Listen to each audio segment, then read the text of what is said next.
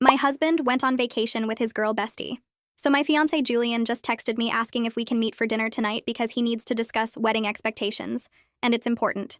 The same Julian who spent the last 6 weeks planning a month-long trip to Thailand with his female best friend Sienna, framing our upcoming marriage as him losing his freedom and needing one last adventure before settling down. Yeah, that Julian.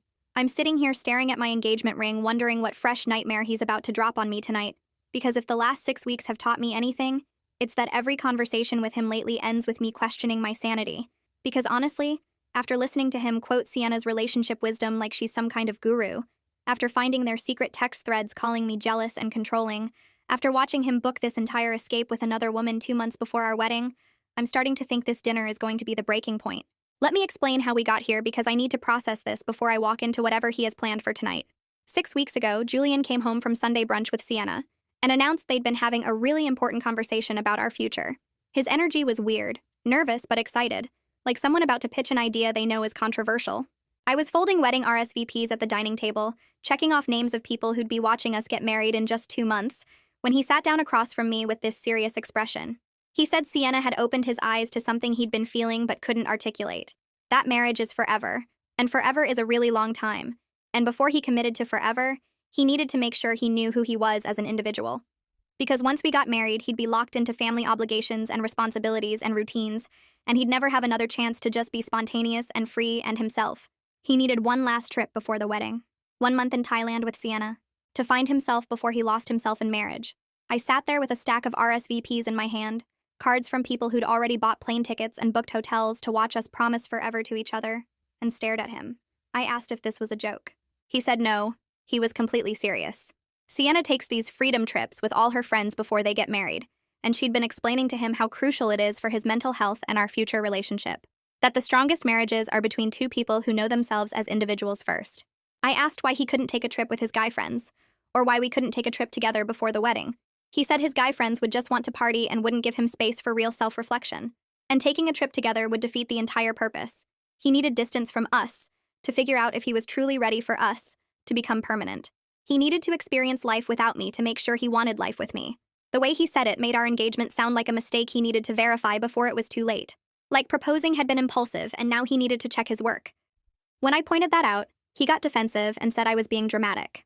That engagement is just a promise, but marriage is legally binding, and it's actually really mature of him to want to make sure he's mentally prepared.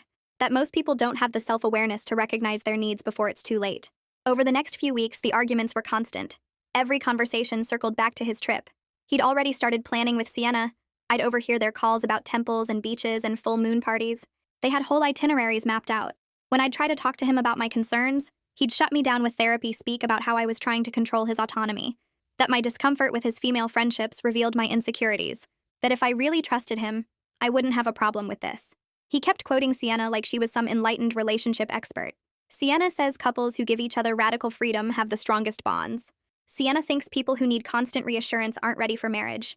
Sienna believes I need to explore this now or I'll resent you later. Every concern I raised, every boundary I tried to set, was met with something Sienna had apparently said about why I was wrong. I finally snapped and asked when Sienna became the authority on our relationship. She's been single for 3 years, has never even lived with a partner, never been engaged. What qualified her to give advice about marriage? Julian got this pitying look on his face and said that's exactly why her perspective was valuable. She wasn't emotionally compromised like I was. She could see our relationship objectively while I was too close to it, too invested in the wedding to think clearly about the marriage, too invested in the wedding, our wedding, that we'd been planning together for 8 months. Suddenly, that was a character flaw. Then I found the messages. I wasn't snooping. Julian left his iPad open on the kitchen counter and the messaging app was right there.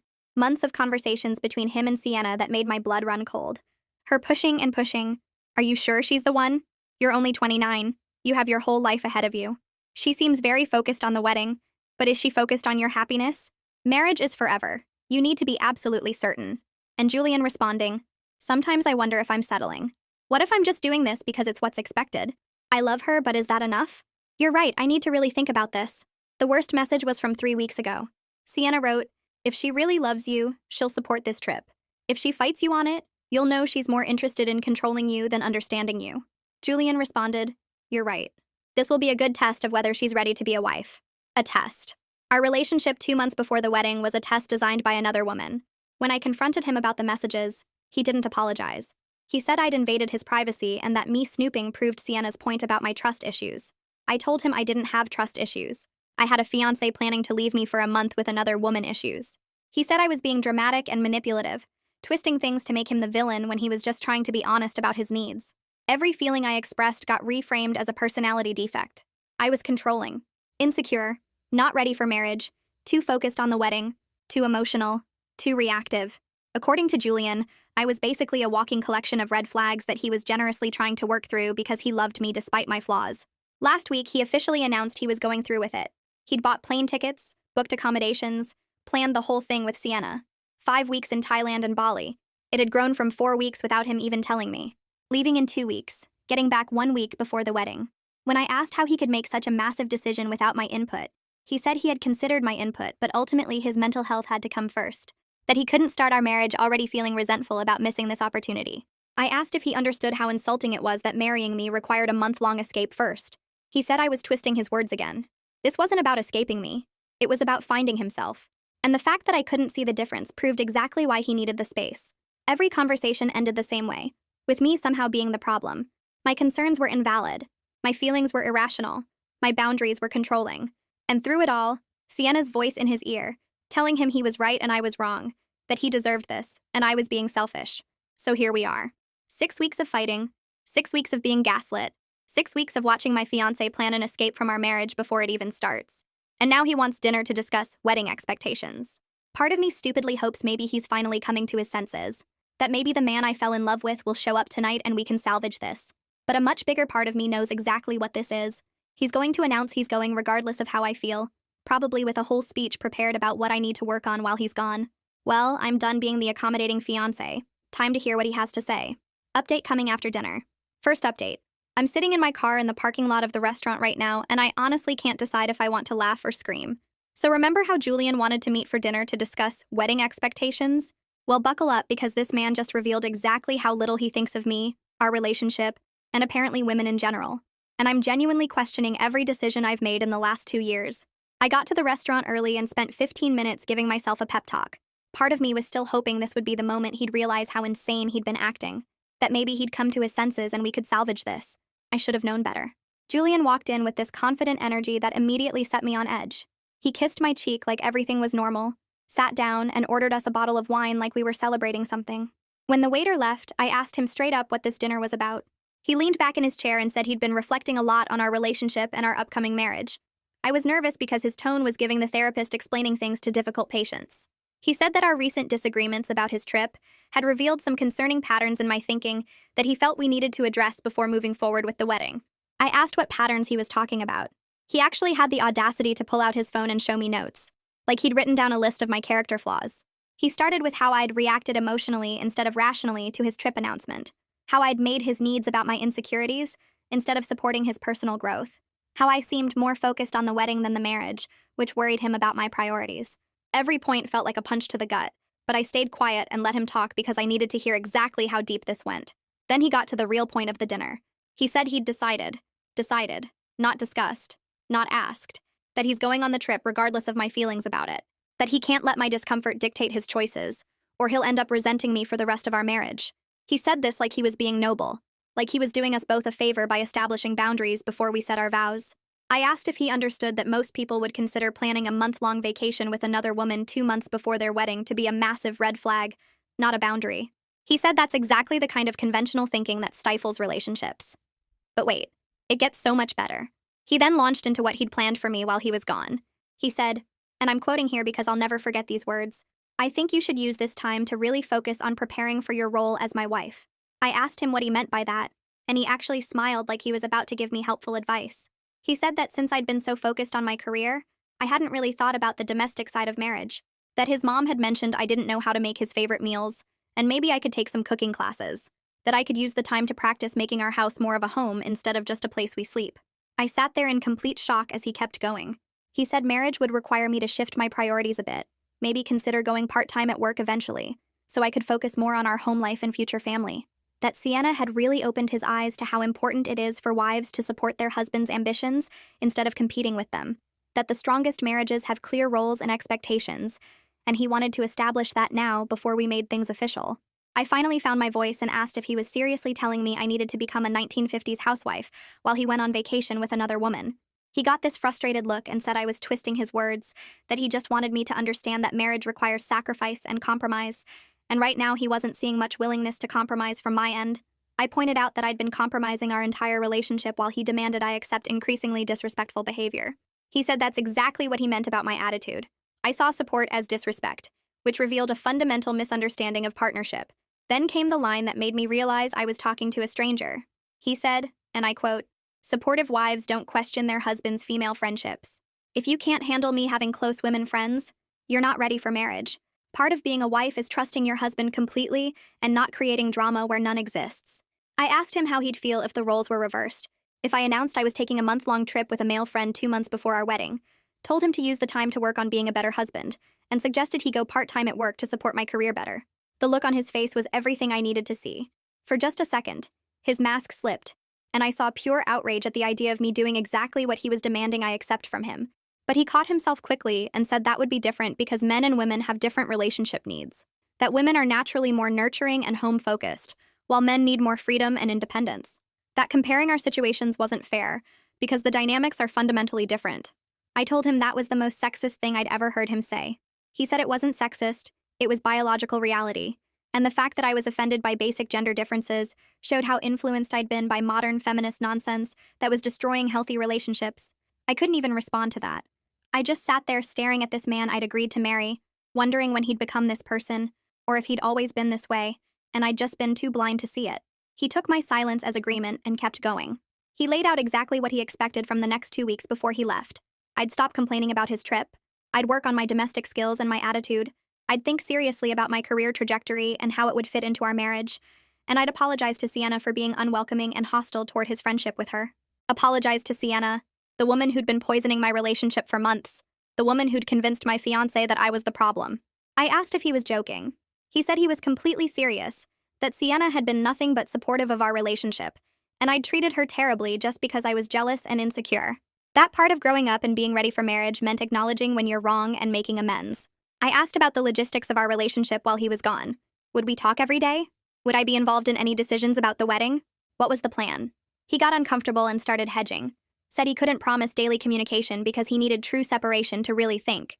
Said I should handle the wedding details myself since I clearly cared about them more than he did anyway. Said he'd need flexibility and couldn't commit to specific check-ins because that defeated the purpose of freedom. Then I asked if Sienna would be comfortable with me visiting if I decided to fly out and surprise him. The way he immediately said no told me everything. He stumbled through some excuse about how Sienna wasn't comfortable with me because of how I'd reacted to their friendship, and that bringing that energy into their trip would ruin the whole experience for both of them. So let me get this straight. My fiancé was going on a month-long vacation with a woman who specifically didn't want me around, and somehow I was the problem. I sat back and really looked at him, at this man who was supposed to be my partner, my equal, my future. And all I saw was someone who wanted a maid and a cheerleader, not a wife. Someone who'd rather listen to another woman than respect his fiancé. Someone who thought marriage meant I'd lose myself while he gained freedom. I asked him one last question. Do you even want to marry me? He looked offended and said of course he did. That's why he was trying to work through these issues now. I said it seemed like he wanted to marry a version of me that didn't exist. Someone who'd happily stay home and cook while he traveled the world. Someone who'd never question him or have needs of her own. Someone who'd put his freedom above her own dignity. He said I was being dramatic again, and that this was exactly why he needed this trip, to get clarity on whether I was capable of being the partner he needed. By the time we left that restaurant, he'd made it crystal clear. He was going on this trip in 2 weeks. I was expected to spend the time working on myself, and when he got back, we'd reevaluate whether I'd grown enough to deserve to marry him. Like I should be grateful he was willing to give me a second chance to prove myself worthy. I'm sitting in my car trying to process what just happened, but honestly, I'm not sad. I'm furious. While Julian was busy explaining all the ways I need to change and listing his expectations for what kind of wife I should become, I was making some realizations of my own. He wants freedom? He wants someone to show him what a supportive partner looks like? Well, I'm about to give him a masterclass in both. Tomorrow I'm making some calls and booking some trips of my own. If Julian thinks I'm going to sit at home taking cooking classes and working on my wifely duties while he parties in Thailand with Sienna, he's about to learn exactly how wrong he is. 2 weeks until his trip? Perfect. That gives me 2 weeks to plan mine. The gloves are off. Update coming soon. Second update. You guys, I am having the time of my life right now, and watching Julian's carefully planned manipulation blow up in his face is giving me so much joy.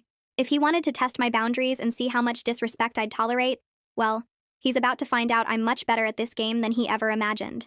So the morning after that disaster dinner, I woke up with complete clarity. I wasn't going to argue, I wasn't going to beg, I wasn't going to give him the emotional reaction he was expecting. Instead, I started making some calls. First call was to my boss explaining I needed to use 3 weeks of vacation time starting in 2 weeks. She was surprised but supportive. Second call was to the best travel agent I could find. Third call was to book the trip of a lifetime to Greece, Santorini, Mykonos, and Crete. Solo female adventure, leaving the exact same day as Julian's Thailand trip.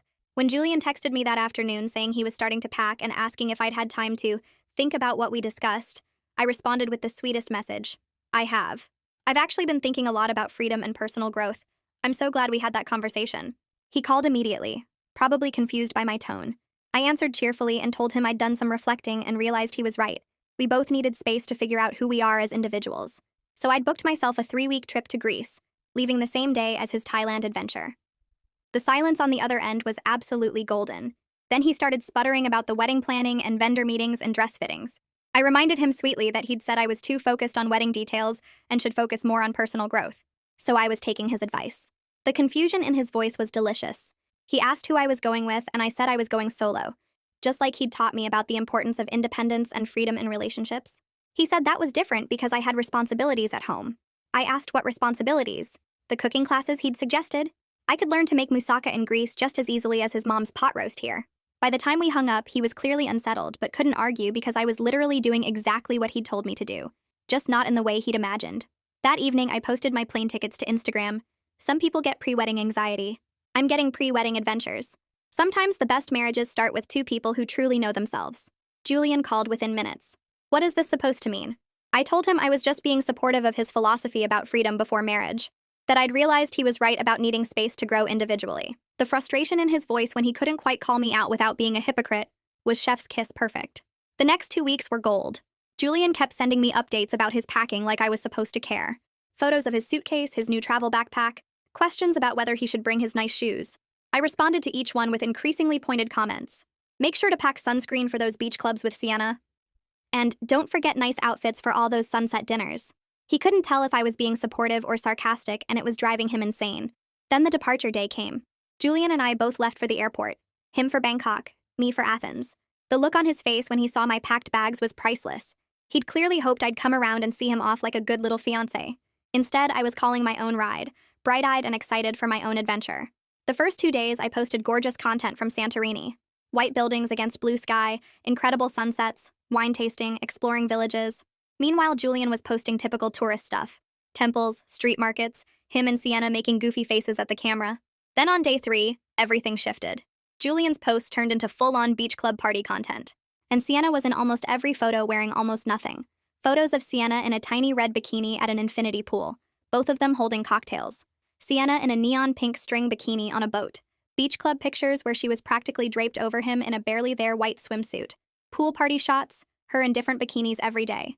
Orange, yellow, black, each one more revealing than the last. My best friend Mara was screenshotting everything and sending it to me with skull emojis. Is he serious right now? She's basically in lingerie in half these photos. And he was worried about you learning to cook moussaka with a local chef? One particularly memorable post showed them at a rooftop bar at sunset. Sienna in a black bikini with a sheer sarong, leaning against him while they watched the view. Caption: living our best lives. Another showed her in a leopard print bikini lying on a beach daybed next to him. Then came the one that made Mara lose it. Sienna in his hotel bathrobe on their balcony, coffee cup in hand. Caption: room service breakfast just hits different when you're living freely. But I didn't comment on his posts. I was too busy actually living my best life. On day 3 in Santorini, I wandered into this family-owned restaurant overlooking the caldera. The owner's grandson, Nico, took my order. We started talking, and I ended up staying for hours, talking to him and his grandmother, Yaya Katerina, about the island, about food, about life. He offered to show me some hidden spots the tourists never see. Over the next few days, Nico became my guide and my friend. We explored hidden beaches. He taught me to cook traditional dishes in his grandmother's kitchen. We talked for hours about everything and nothing. And I started posting about it, but tastefully. Photos of the cooking lessons, beautiful scenery, moments with Yaya Katerina, everything real and authentic and fully clothed, unlike the softcore resort wear catalog Julian was posting. The contrast was stark. His posts looked like a spring break MTV special. More beach clubs, Sienna in a yellow bikini that was basically 3 triangles in string, them at beach bars with her sitting practically in his lap, her in a white crochet bikini that left nothing to imagination. Mine looked like a life-changing cultural experience. Sunset cooking sessions, village explorations, genuine connections. And Julian noticed. His text started getting concerned. Who's that guy in your stories? Are you hanging out with locals? Why aren't you answering your phone? I'd respond hours later with breezy messages. Having an amazing time. Thought we were both enjoying our freedom. Meanwhile, his posts with Sienna kept getting more provocative. Sienna in a metallic gold bikini at another beach club. Beach volleyball in barely there bottoms. A particularly egregious post of them at a full moon party. Her in body paint and a bikini top. Him with his arm around her. The internet was forever, and he was documenting all of it. Mara sent that one with, "I'm sorry, body paint?" And he's got his arm around her. And he questioned you about making pasticcio with a Greek grandmother? But the best part was watching Julian spiral. By week 2, his texts had gone from concerned to panicked. We need to talk about boundaries. I don't think it's appropriate for you to be spending so much time with some random guy. Are you even thinking about our wedding? I reminded him that he'd spent 6 weeks telling me that opposite-sex friendships were perfectly normal and that anyone who had a problem with them was insecure. That I was just being mature and trusting, like he'd asked me to be. The hypocrisy was so blatant he couldn't even argue back. Meanwhile, I was genuinely falling for this new life. Nico was kind and funny and treated me like an equal. We'd spend mornings at the beach, afternoons cooking with Yaya Katerina, evenings watching sunsets and talking about our dreams. There was no pressure, no games, no tests, just 2 people enjoying each other's company and seeing where it went. My posts reflected that. Genuine joy, real laughter, authentic experiences. His posts were still party-focused, but there was something desperate about them now. More beach clubs, Sienna in a blue sequined bikini, more bikini shots, red string bikini at sunset, but the captions were getting defensive. Living without apologies, and some people understand freedom, some people don't. By the end of week 2, Julian was trying to video call me multiple times a day. I'd decline and text back that I was busy or that the connection wasn't good. The few times I did answer, I kept it short and sweet. Yes, I was having an amazing time. Yes, Nico was wonderful. Yes, I was learning so much about myself, and then I'd have to go because we were heading to another beach or another family dinner or another adventure. His last string of posts before everything fell apart were almost sad. More full moon party content. Sienna in neon body paint and a bikini top. Different angles of the same party. Him trying to look like he was having the time of his life. But I could see the cracks. The forced smiles. The try-hard captions. Then on Sunday of week 3, the messages got desperate. We need to talk immediately. Something happened with Sienna. I want to come home early. This trip was a mistake, but I was too busy being happy to care. I was at a beach bonfire with Nico and his friends, watching the sunset, speaking broken Greek and laughing at my mistakes, eating amazing food, feeling more myself than I had in years. Some people plan freedom trips to test their partners, but some people discover that real freedom has nothing to do with tests or trips or proving points. It's about choosing yourself and refusing to accept less than you deserve. Julian's about to find out that while he was busy posting bikini pics with his friend, I was busy falling in love with an actual life worth living. Update coming soon. Last update. I literally cannot stop smiling at what just happened. Julian video called me and completely melted down on camera, and honestly, it was exactly what he deserved. So after 3 weeks of increasingly panicked messages from Julian about needing to talk and how things went wrong with Sienna, I finally answered his video call. I was at Nico's family restaurant during golden hour, the sun setting over the Mediterranean behind me, and I looked genuinely happy because I was genuinely happy. Julian, on the other hand, was calling from some dingy hostel in Bangkok looking absolutely wrecked. He immediately launched into this whole sob story about how Sienna had met some Australian guy named Dylan and ditched him over a week ago. How he'd been alone in Thailand, how the trip wasn't what he'd expected, how he wanted to come home early and work on us. He looked like he'd been sleeping in his clothes, and I felt absolutely nothing but relief that I hadn't wasted more time on him. I calmly told him, "I'm not coming home, Julian." His face went through about 5 emotions in 3 seconds. Confusion, disbelief, anger, panic. "What do you mean you're not coming home? Your trip is almost over. I'm staying in Greece, with Nico, and the wedding is off." The explosion was immediate. "Over some vacation fling? You're throwing away our entire relationship for some guy you just met?" I stayed completely calm, which seemed to make him angrier. "You threw it away when you told me marrying you meant losing your freedom. Turns out I was the one trapped. Greece didn't just give me freedom, Julian. It gave me clarity." He started sputtering about how we could work through this, how his trip was a mistake, how he'd been wrong. I cut him off. I've spent 3 weeks with someone who treats me as an equal, who doesn't think supporting me means silencing myself, who doesn't need to run away to another country with another woman to figure out if he wants me. The contrast is pretty stark. That's when he shifted to anger. Started yelling about how I was being vindictive and irrational, how I was throwing away 2 years over nothing, how I'd planned this whole thing to hurt him. I reminded him that he'd literally told me to work on myself while he was gone. So I did. I worked on remembering what it felt like to be valued. And you know what's funny, Julian? I've been more productive working remotely from Greece than I ever was listening to you tell me I should go part-time. Turns out I didn't need to sacrifice my career. I needed to leave you. He completely lost it then, screaming about how Nico was probably just using me, how I was being naive, how I'd regret this, all while looking like he hadn't showered in days, sitting in a hostel bed, alone because his best friend had abandoned him. Speaking of using people, I said sweetly, how's Sienna? Oh wait, she left you for Dylan. Or did she? Because I'm curious, Julian, does Dylan even exist? The look on his face told me my suspicion was right. There was something he wasn't saying about Sienna's disappearance, but I didn't need to know the details. I just needed to be done. Here's what's going to happen, I said calmly. You're going to handle canceling all the wedding vendors. You're going to tell everyone why the wedding is off. And you're going to leave me alone to live my life. He tried one last manipulation. Get over yourself, Isla. I'm giving you one last chance to stop being ridiculous before we're done. I actually laughed. Julian, we've been done since you told me to learn to cook while you partied with another woman in bikinis. I just needed 3 weeks in Greece to remember what I deserve. And it's not this. While you were posting thirst traps with Sienna at beach clubs, I was building something real. While you were testing my loyalty, I was discovering I deserve someone who never makes me prove my worth. While you were finding yourself, I was finding someone who never made me feel lost. I could see movement in the background of his video. Good. Let whoever was there hear this. Enjoy explaining to everyone how you threw away your fiancé for a freedom trip, how you chose your single friend's advice over your partner, how you posted bikini photos with another woman 2 months before your wedding and then got mad when I actually took your advice about independence. Then I hung up while he was still trying to respond, blocked his number, turned to Nico, who'd been pretending not to watch from across the restaurant. He came over and I kissed him, properly, for the first time, and it felt like coming home in a way my actual home never had. My phone exploded with messages from friends and family after Julian apparently started calling people to tell his version of the story. But Mara had already been group texting everyone screenshots of his bikini-filled Thailand posts and my message about him wanting me to learn to be domestic while he was gone. The support was overwhelming. 3 days later, Mara sent me the tea I'd been waiting for. Sienna wasn't some innocent friend. She was a con artist who'd been running a long game. There was no Dylan. She'd drained Julian's bank account, maxed out his credit cards, and stolen his passport before disappearing. He'd been stranded in Bangkok for 2 weeks, had to call his parents for emergency money to get home. The police report Mara found online revealed Sienna had done this to multiple men. Fake identity, fake friendship, real theft. Julian had literally thrown away our relationship for a scammer who saw him coming from a mile away. I sent Mara back. He really threw away a real woman for a literal criminal? The universe has a sense of humor, Mara added. And all those bikini photos are still up. The internet is forever. Everyone can see him draped all over a known scammer. Apparently, Julian's parents had asked about me, devastated they'd lost me as a future daughter-in-law. His mom had told Mara I was the best thing that ever happened to him. But I was already gone, already building a new life.